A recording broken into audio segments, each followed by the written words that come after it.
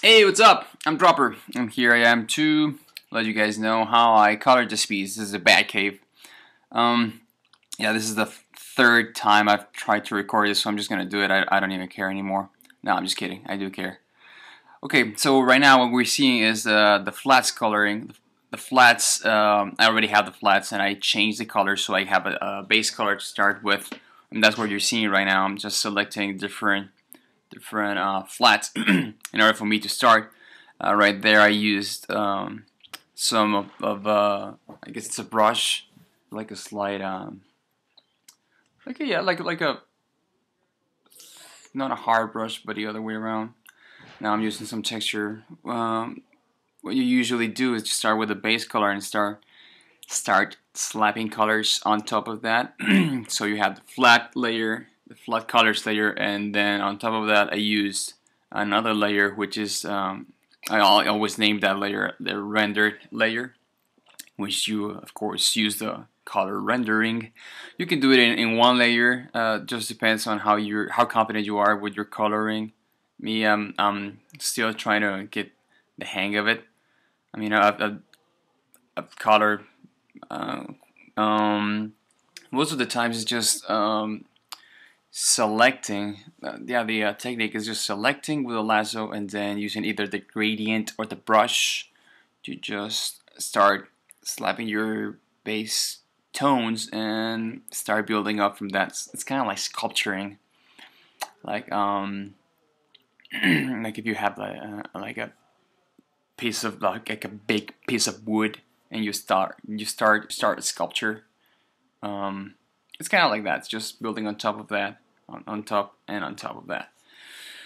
Um, I always change all my colors as I go. As you can see there, I started with like a red light, but then I didn't like it, so I changed to a like a yellowish kind of light.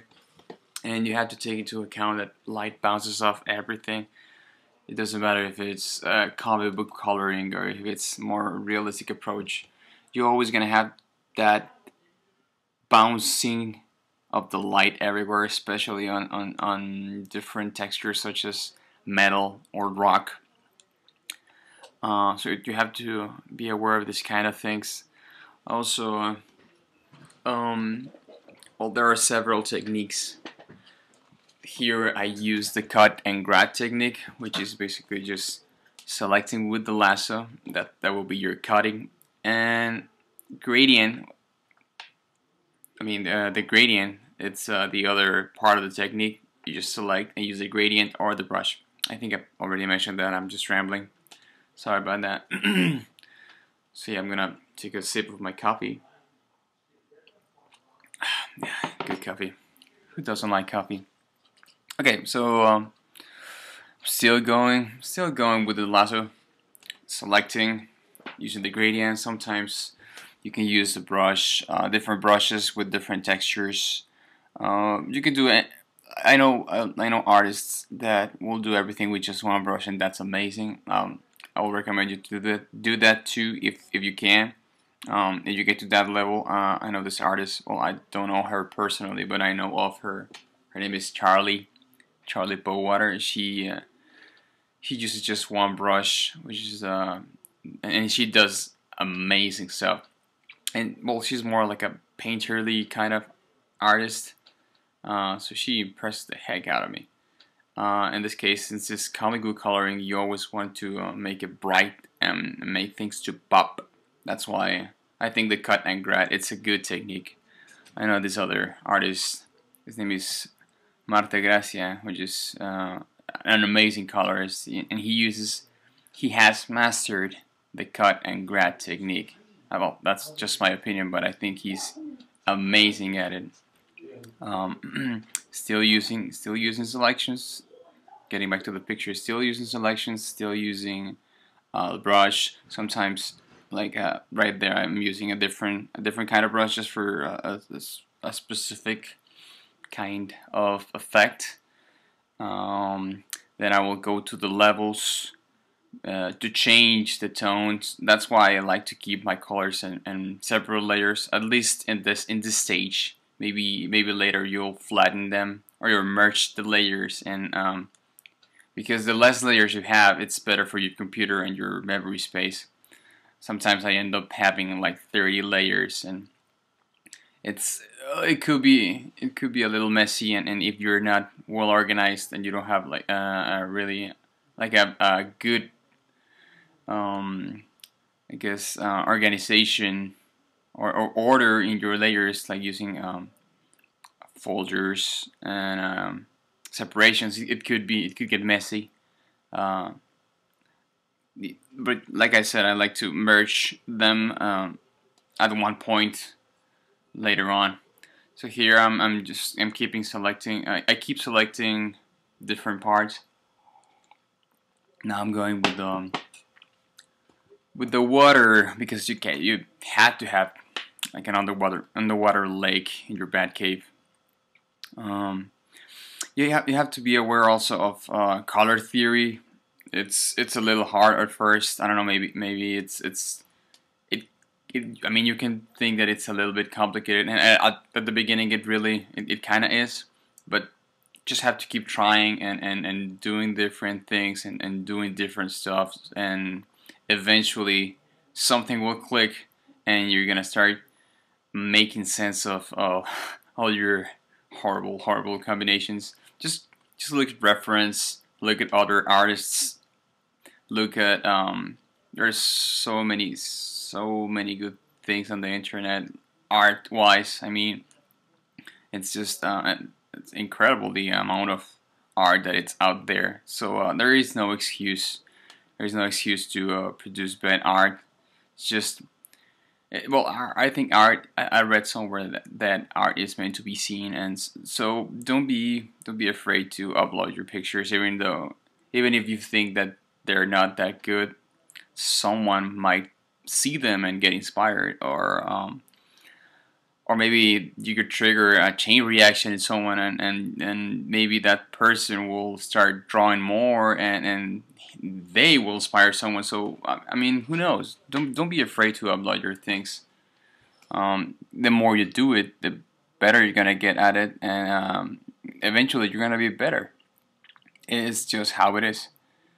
Coloring a little bit of the puddles in the Batcave. One thing that I do notice, well, someone notices that I'm missing bats. I know it's a Batcave; it should have bats, but I don't know. I guess I just forgot. I'm coloring the bagwing, or the bat submarine. I don't know how you would call it.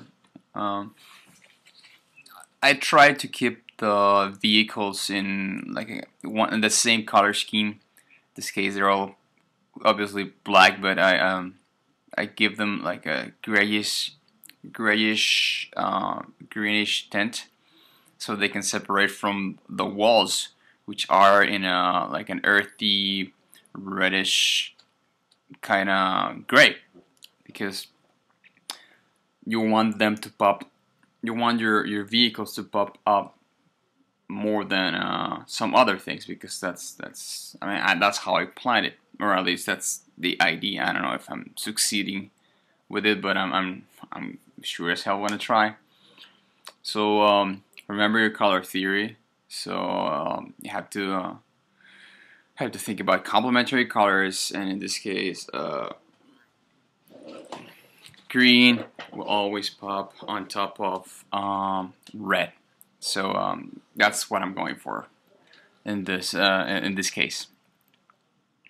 And the other way around. I mean, they're complementary colors. That's why they pop. Still going with the lasso.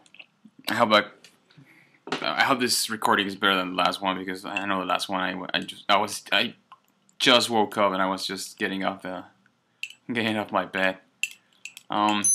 This is actually my second recording in a while, so yeah, it's probably not the best, but just keep trying. It's the only way you're gonna do it better. Different brushes, different, I guess, textures, hard brushes, soft brushes. Listening to Spotify there. I don't know if you guys have used it, but it's really cool. What else? What else can I tell you? Just keep selecting. Keep selecting. See, I'm using the hue and saturation tab to change the tones because I want them to recede. I want the walls to recede, and I want everything else to come forward. So I'm using yeah, hue and saturation to change that. I'm saying a lot, I know. I changed them. I changed it a little bit more gray. No, not gray, but green. And at the end, I do this kind of trick where I try to I guess unify everything with a gradient overlay layer. That's a really neat trick that I learned from a friend of mine who learned it from someone on the internet. It's really cool collective work. Okay, that brush, it's got a texture to it. That's why it's got a rock, kind of like, well, it's not like a rocky texture, but it looks like a rocky texture because it's on top of rocks.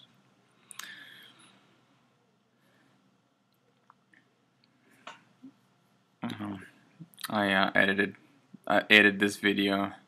It was longer, so I try to keep it under 15 minutes. That's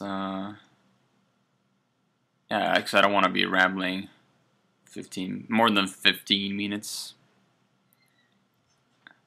Put a little bit of shadow there underneath the bridges and underneath the rocks. I think I'm using like a darker tone, just in some places where I think the light won't be there, like yeah, like the bottom of the caves. Still going darker.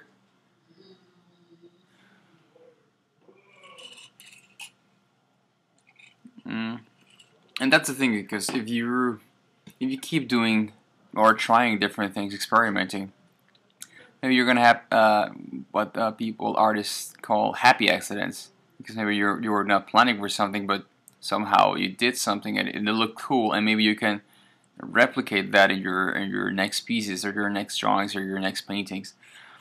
That's what this is all about. It's just keep doing it. You'll eventually be there. You'll get there.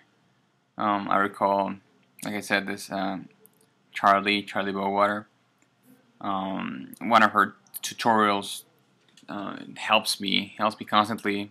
I just go there to get inspired and get wired. Yeah, she's really good. So just looking at art and looking at how people do art helps you try different things. Okay, I'm about to wrap this one up. We're running out of time. I'm just putting like little highlights or little details here and there. I hope this this helps you somehow. Like I said, I'm gonna keep doing it. I don't know if just trying to do the best I can. Try to help out fellow artists, because I know someone helped me when I was starting. I'm still starting. I'm still there, just like everyone else. So yeah, okay. So thanks for watching. Any questions or comments, please let me know. Are all welcomed. Have a good one, and see you next time.